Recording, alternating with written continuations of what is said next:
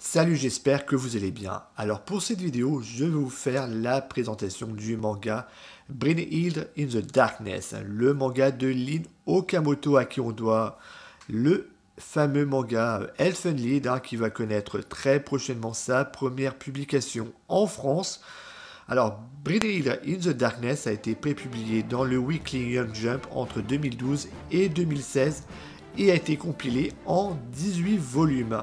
Alors en France, il est édité aux éditions Delcourt Tonkam. Alors au début c'était seulement Tonkam avec la fusion des deux maisons d'édition Delcourt et Tonkam. Pardon, c'est Delcourt Tonkam.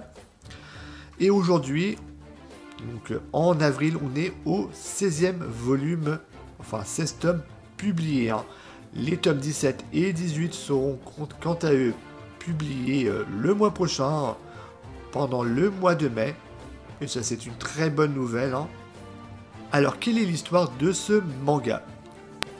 Lorsqu'il était jeune, Ryota Murakami était ami avec Kuroneko, une fille de son âge, croyant en l'existence des extraterrestres.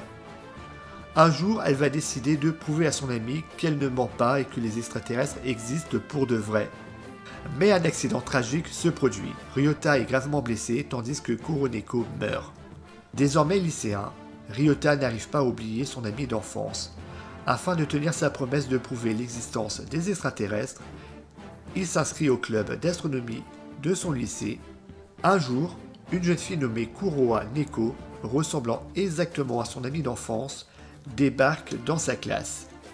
Cependant, la jeune fille affirme qu'elle ne le connaît pas, mais va lui mettre en garde contre un accident qui risque de lui coûter la vie.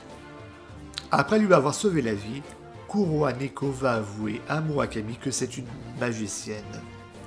Alors on va apprendre très rapidement que ce n'est pas vraiment une magicienne puisque c'est plus le résultat d'une expérience douteuse menée par le centre Vingulf, qui est vraiment à l'origine de la création de ces magiciennes. Alors c'est une expérience créée par xénotransplantation. Alors c'est une expérience qui consiste à implanter dans un corps humain un organisme vivant non humain.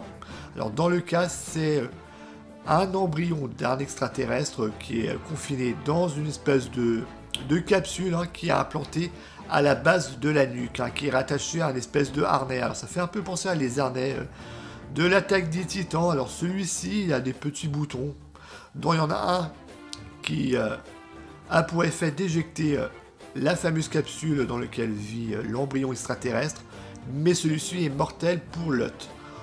Donc voilà, faut pas trop y toucher, je trouve.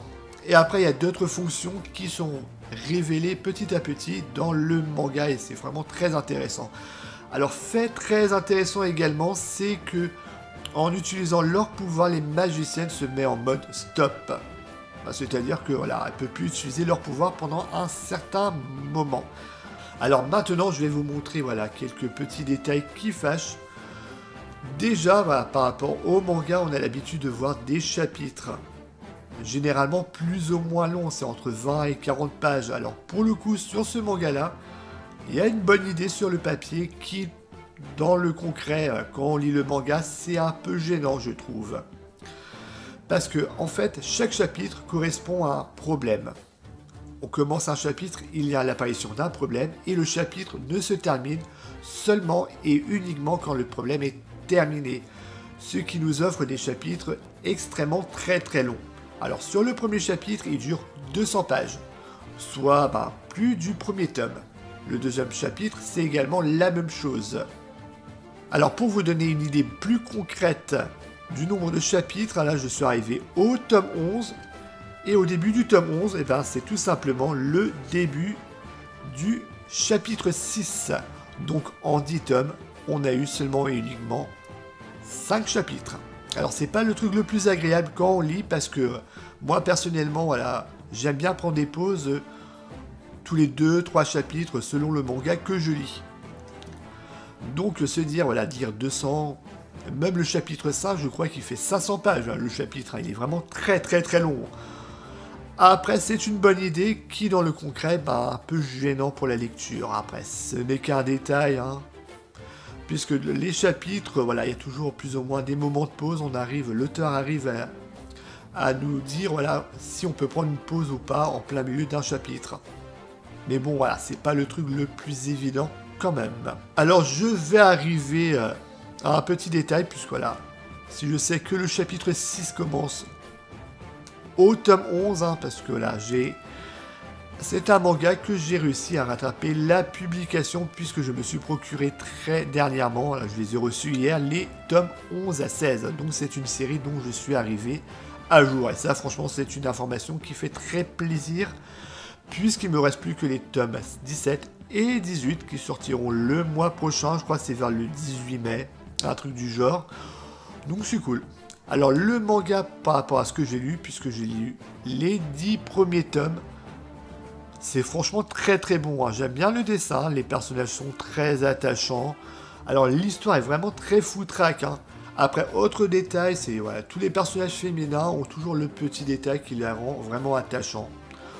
C'est un très bon manga. Le dessin est de bonne qualité, hein. Il n'est pas exceptionnel, hein. Il y a quelques planches dans le tome 10, hein. Je vais vous montrer ça vite fait, qui sont de très bonne qualité et qui nous montrent à quel point voilà, le pouvoir de ces magiciennes est beaucoup plus puissant et beaucoup plus dévastateur des Diclonius du manga précédent, donc Elfenlied. Donc, alors en conclusion, Brynhildr and the Darkness, c'est une très bonne lecture que je ne regrette pas d'avoir commencé. Donc voilà, cette vidéo est terminée, j'espère qu'elle vous aura plu et moi je vous dis à la prochaine. Ciao.